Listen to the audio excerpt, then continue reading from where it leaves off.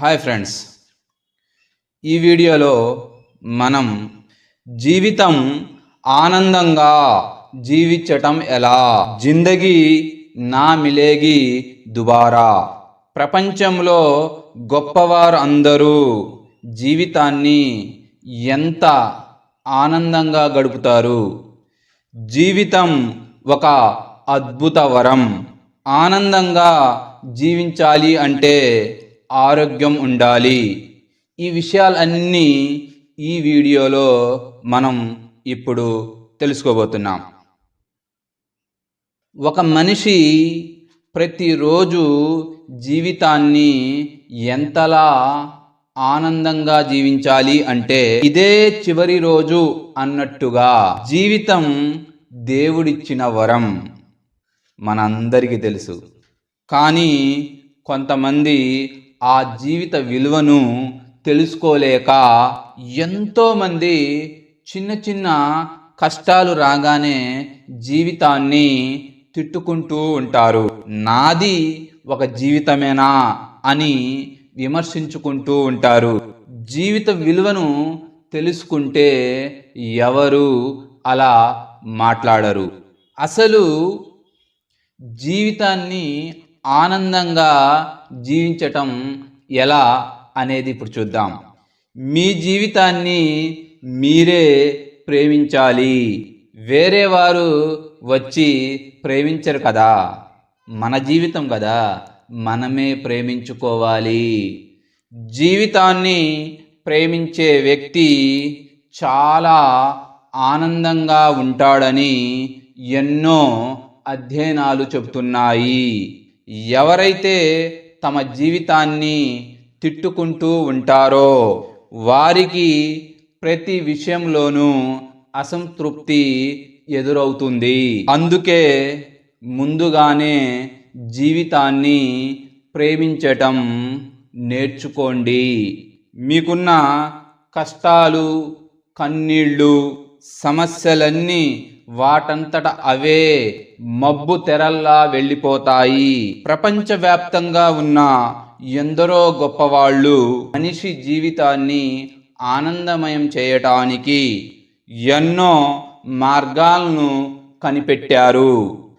ఆహారపరంగా, విహారాలలో, విజ్ఞానాలలో మీకు నచ్చినట్టుగా మీ జీవితాన్ని మీరు ఆనందంగా గడపవచ్చు. కొంతమందికి నచ్చిన ఆహారాన్ని తింటే ఆనందం, మరికొందరికి కొత్త ప్రదేశాలకు వెళితే సంతోషం, ఇంకొందరికి కుటుంబంతో గడపటం ఇష్టం. మీకు ఏది ఇష్టమైతే అది మీ జీవితంలో చేయండి. మీకు ఇష్టం లేని పనిని ఆ క్షణమే వదిలివేయండి. అంతే తప్ప జీవితాన్ని తిట్టుకుంటూ కూర్చోకండి. మీకు తెలుసా, జీవితం ఒక అద్భుతమైన వరం. మీకు మనిషి పుట్టుక ఇచ్చినందుకు ఆ దేవునికి కృతజ్ఞతలు చెప్పుకోండి.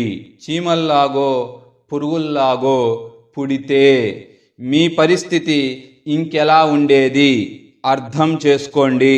నా జీవితంలో గడుస్తున్న ప్రతిరోజు మన జీవితం నుంచి కొంత సమయాన్ని తగ్గిస్తూ వస్తుంది.